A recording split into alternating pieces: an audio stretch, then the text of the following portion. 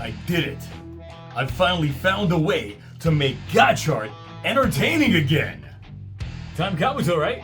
I thought you died. I regenerated. Into yourself. You can't fix perfection. Anyway, while you're here, you mind giving me a hand? I need a little bit of that liquid power you got. Bet! Start up. 3, 2, 1. Time out. This is how we hey, save what's up, guys? this I'm show! back. The hell is that? Where you going?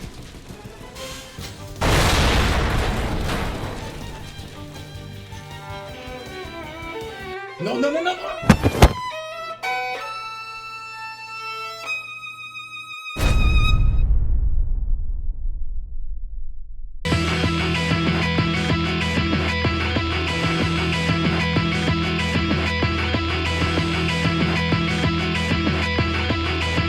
I think I jinxed it. I definitely jinxed it. Right when I was ready to move back into weekly reviews, Gotchard goes back to just being more of the same of what it used to be. Only difference now is that on top of new forms almost every other week, now we get more writers and then those writers get new forms. Hooray. So, since last update, we've now accelerated 8 episodes. And what started off as a fantastic start to the middle portion of the show, with episode 21 being Kamen Rider Valverade's debut, went into Monster of the Tweak format so fast that the steam came right out of its sails. But with a slight glimmer of hope at the end. As, once again, plot points introduced one episodes get instantly paid off the next. There is no time for proper cooking, even with the dramatic turn episode 27 took. It's still not enough to accelerate things in the show's own presentation. There's not really a driving force to make me actively want to watch the show as it's released. And if it weren't for my Twitch live streams, I'd probably be fine skipping an episode or two here and there. Although, what is presented isn't bad, it's just boring and very safe thematically. Really, where it felt it had the most stakes were with Spanner's arc, which came to an end with episode 21. The conclusion of which starts with Spanner still being Amalgam and having to witness his parents' deaths yet again. This time by their own choice and powers, which denies any resurrection. This, of course, makes him go into rage mode just to get kicked some partial sense. Within the last few episodes, we've been getting the seeds of Lactus's betrayal, and this episode, she straight up just lets the others know what she intends just to get rejected. And fall right into the lap of Sensei Minato. Though, with no parents to tighten Spanner's wrench. Wait, it's his dad's name. So I can't even make the pun. Dead parents. They move on to the next best thing. His new legal guardian, Kyoka, who, with the help of Hotar and the gang, made copyright infringement belt. But it's cool since it has a different name, so it's completely 100% different. Of course, the baddies come a-knocking, and while the others deal with the sisters and Amalgam, Minato takes Kyoka into his own hands just to egg Spanner on and drive that salt and add some heat to it! And turn his wheels from mad to mock, giving him that flaming hot rod action, drizzling the dread off Minato, getting his cards back and making a dramatic entrance. So here it is, the henshin time to Kamen Rider Valverade, taking the OP status of Nusu on the block to the same heights, but having to amp it up, not just debuting this Nusu, but giving us yet another new suit. One-shotting that Angel Amalgam and closing the book on this chapter. Oh yeah, Kyoka wasn't really dead, so he's cool with her again, and Minato is hurting. This right here was a great conclusion to the Spanner arc, and the best debut for a new writer in the series, as the build-up had a satisfactory conclusion. Thus, this episode deserves a once-in-a-year rating of the Spanner S. How do they follow up such an arc and good payoff to a character catching L's to finally getting dubs? By pulling everything back to a screeching halt with the monster of the week. Because episodes 22 and 23 deal with the Cumpire and the fact that everyone is in love with him. But that mighty love leaves them with the mighty soul suck. And look, I'm a speed run through these next set of episodes because honestly, while typing out just the recaps for 22 and 23, I started falling asleep last week.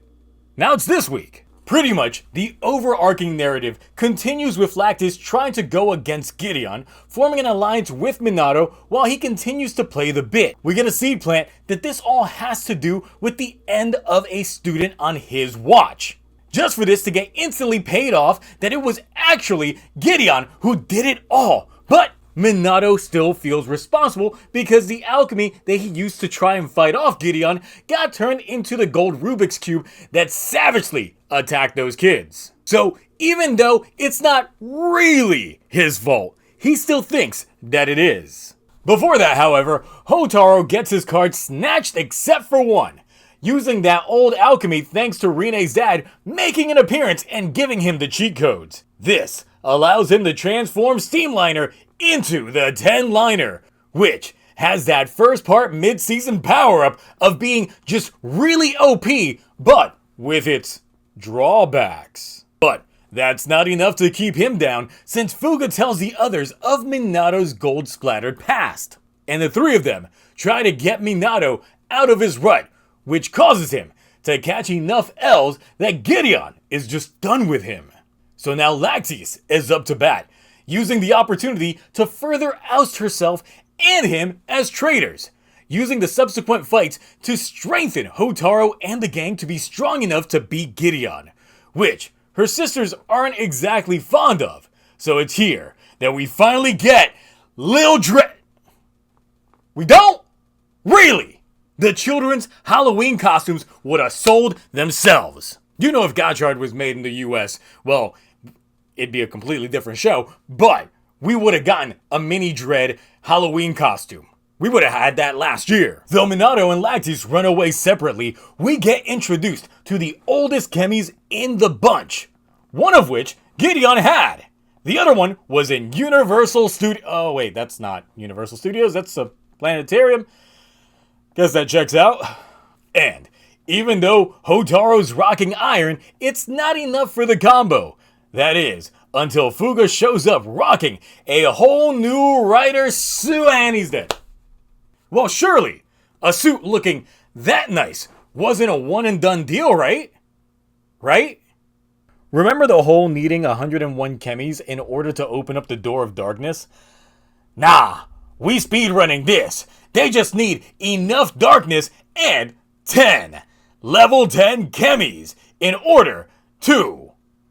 Well, they also need the Gotcha driver. In order to open that door of darkness. Finally, the long set goal of Gideon is here. After all the struggles everyone's had, we now know what drives this man. And his true goal was to turn everything into gold. I'm sorry, this is like the second worst villain motivation than like Storius. I guess we really should have seen the signs. He does love gold, but really, consciously just wanting to make the...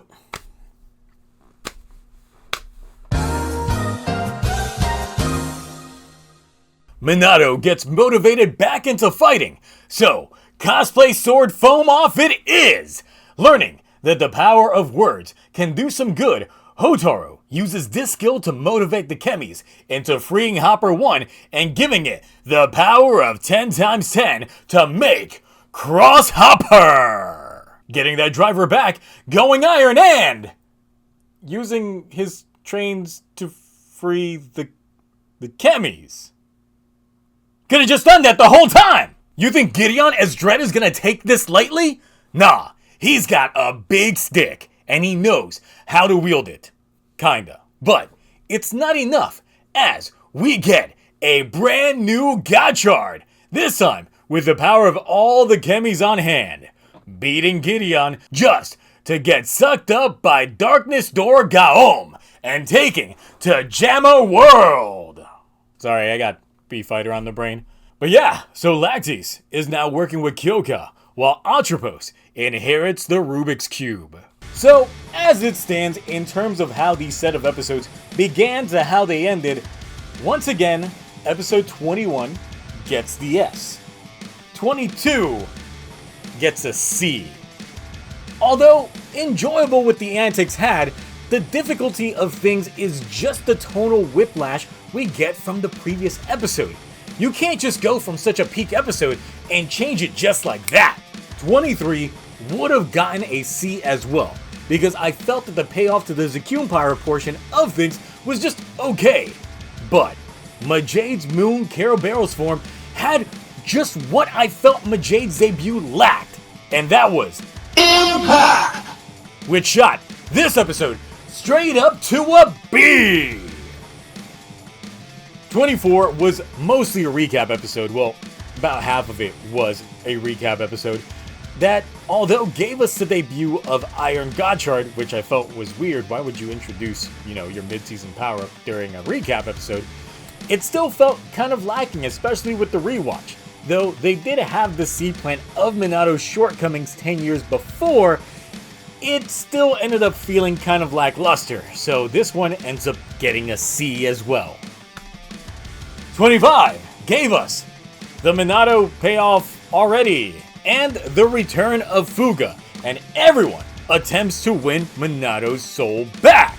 The quick introduction and payoffs to Minato's reasons for originally going with Gideon is the biggest waste, as we did have evil Minato for a long time, but this plot point should have been introduced as a bite-sized little bit of chunks since the second or so episode of him getting that Dread Driver. That way, we just start letting the plot point marinate to get this payoff seem a little bit more justifiable. Fuga showing up gives us the origin of the 10-liner and how it just gets manifested using the power of cheat codes, and it's a bit just pushing things. It's like speed running through things, which makes the gain of such a power-up feel much less impactful than, say, Gotchard Ignite. This episode was actually a bit annoying to rewatch because of how half-assed the power-up and Minato's backstory came to be. And look, I'm just gonna end up giving this one the Dread D.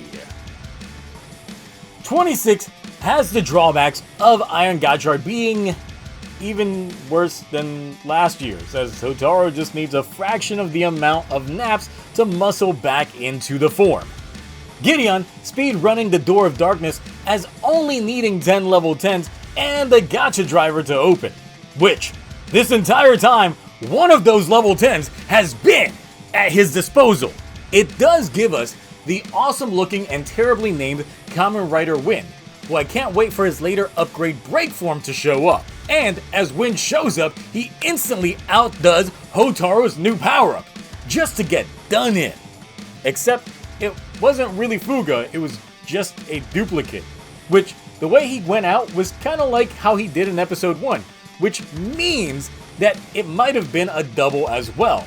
Either way, this episode does bump things back up into the B range. 27 should have been mad hype.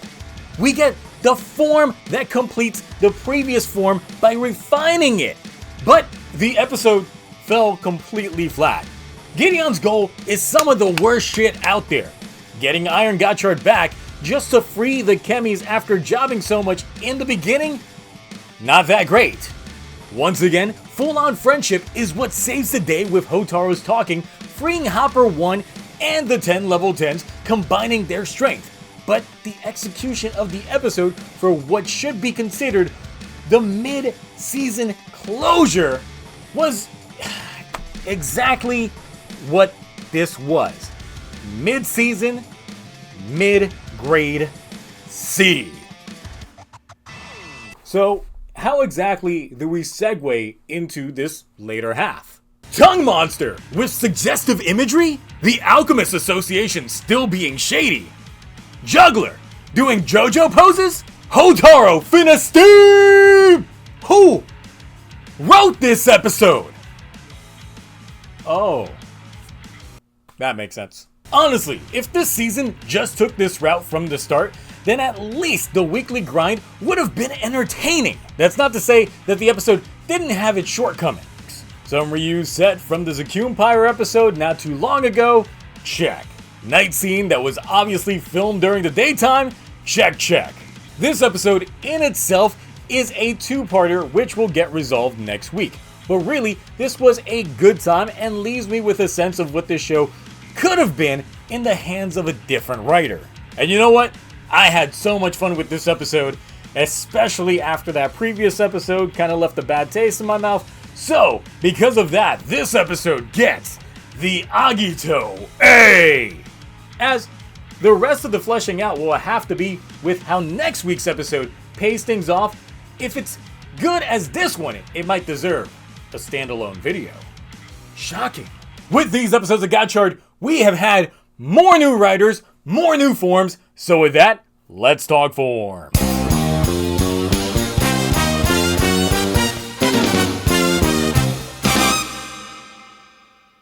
Kamen Rider Valverad is the first one out, and I'm not a fan. This is a downgrade from non-Kamen Rider regular old Valverad in appearance. We got an engine, we got crystallized flames, added to the previous wrench face. Just made this an eyesore for me. This is the weakest looking of the base forms for me. The only way it gets actually worse is with its additional forms. Both of these are more of an attachment than a physical form change. And when base just ain't hitting, these aren't doing it any favors either. Majade's Moon Kerobero's form is up next, and boy, I like this one better than base Majade. Although Majade was already a really good form, this makes the suit feel much more functional and agile. Straight up Chun-Li style, and that kind of gives me Genu vibes from Revice, especially with the fighting style. And it really just shows that the suit actress has range, because before this, all she was doing was mainly Sentai suit work. But now back to this actual suit, the blue and white aesthetic is just clean looking on this one as well. Although base Majade's orange complements the driver, blue is also a complementary color to the orange as well, which is why this just works so well. Dread gets Type 1 as well as Type 2, combining them into Type 3, which 1 and 2 separately do give me Saber Rider vibes. Combined, the half-on-half ensemble pretty much alluded to Type 3 in itself, which I'm not as big a fan as Type 1 and 2 individually. And I actually would have liked to see those two versions get a complete version. Wind, on the other hand, gives Majade a run for her money, as this utilizes the same driver that give us a very similar suit. And I do like this suit, I just don't like that it's not as gold as off-orange color scheming in terms of the accents that we have on here. Yeah, this should have been gold. But I would assume that this suit would later go on to either a revive Gideon to get that color scheme, or possibly go to Minato. If we did actually end up getting the color scheme and get that part swapped out to gold, it would probably become my favorite suit in the show thus far. Finally, we have Gotchard, who debuted with Iron Gotchard, which, look, I don't like those arms. Without the arms, it's better, but the heavy appearance of the additional armor just doesn't fully do it for me. And I think it's because of the undersuit, really. Overall, I think it's too much color too often on this suit, and it's not well separated and refined enough. Since we do have gold and black and white, that's pretty much a good color combo. But then you add in the orange of the driver, the light blue accents, some silver, and for good measure the purple eyes. It's a little bit too much. Platina Gotchard still has the same color scheme, but tones it down with an abundance of a centralized color scheming That being the base suit's white color being more of the focus point here, with the accents kind of just streamlining throughout the entire suit. Though the generic parts on the arms and legs to channel the Chemi powers are the weakest part of the suit for me, the suit paired with Majade now looks like a proper dynamic duo combo for this show. See, they just look so good together. Even base Valverde looked better if they just cleaned him up and lost the dirt and the weathering. He would actually fit much better with this combo than how he currently stands. Yeah, Gotchard is definitely one of those shows where if I wasn't watching it on Twitch every Sunday with the community, I'd be fine letting an episode or two just lapse. The second it gets momentum, it shifts itself back to the grind. The stakes and seeds that are planted are prematurely bloomed or not planted early enough. I do think that this show has become more reactionary to its perceptions and really just doesn't know how to stick its landings. Let's take a look at the Door of Darkness. This was something that previously required all 101 chemis plus the Gotcha driver to open. Now, in my head, I see the course correcting being that because Gideon tried to speed run the entire opening of things, it ended up leaving him with a bad end.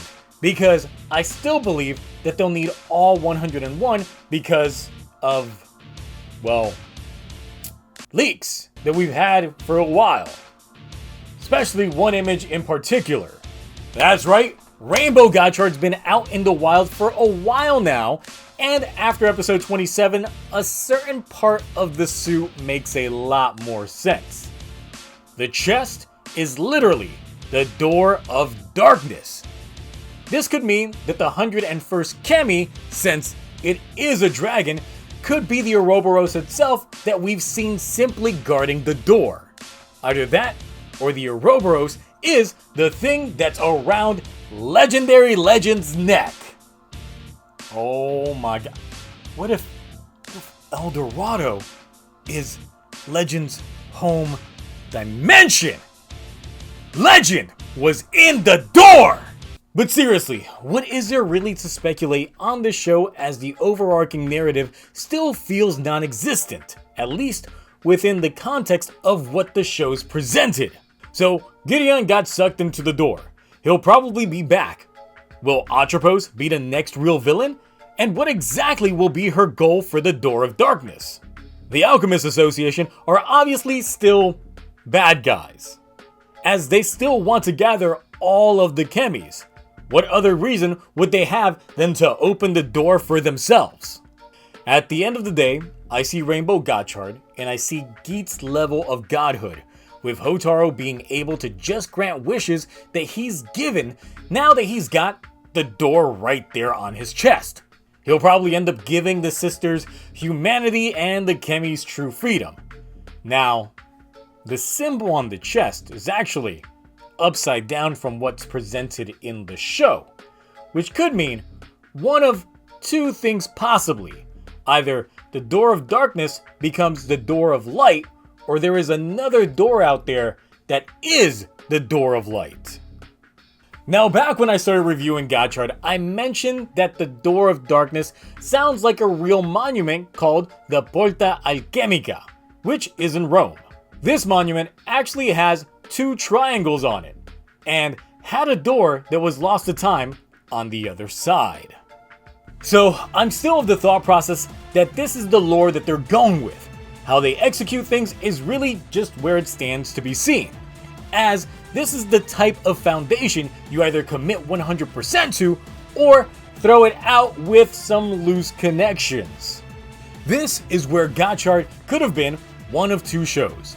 Either a show with proper direction to drive the narrative of its foundations as its driving attribute with the characters that fit the mold for such a tale, or you loosely call into things while just having a good time. The thing is, I have no doubt that the head writers of this show are capable of the first, given their pedigree, but likely studio interference and wanting something much more lighthearted hampered on that possibility. Now, given the tone the show's been wanting, you bring in a writer that they've just been tossing in. Pretty much anytime they try hitting a hard reset button from a major arc, you bring in Akiko Inoue. She's written several episodes for Gotchard as a guest writer, and it seems to always be to shift the mood from down and out to fun antics. And sometimes it works and sometimes it doesn't. And I feel that it kind of goes hand in hand depending on what's come before. Because if the last episode was a top tier episode like episode 21 was, the sudden change could feel a little bit jarring. That's what damaged the episodes to begin with that in mind. But then, coming off of 27's midness, that sort of flavor is just the thing to get the flavor out of your mouth. Seriously, if this was Toei's goal for Gotchard from the start, y'all should have given Akiko the show from the beginning! In all fairness though, if this is the plan and the goal for what this show has to offer, just give the whole damn show to Akiko. Having too many writers' hands in the pot just doesn't help to set the tone for this show. Alright, I think I've talked enough about Gotchard for 1 month. I'ma go enjoy comfort food that actually is Boom Boomger currently. So yeah, those are my thoughts. How's Gotchard for the rest of y'all that are still watching? Given that we are past the halfway point, what do you wish they would have changed from this show? Like, take for example the school settings. What school setting? Clearly, this wasn't the plan to make it so far into the rearview mirror, but they really tossed that aside. Should Hotaru's dad have been revealed by now? And seriously, what's up with that plot? Rewrite that story and we'll actually take a look at them on this Friday's Tokutonic as we see how we change Gotchard up through now. Anyway, that's it from me. Until next time, bye.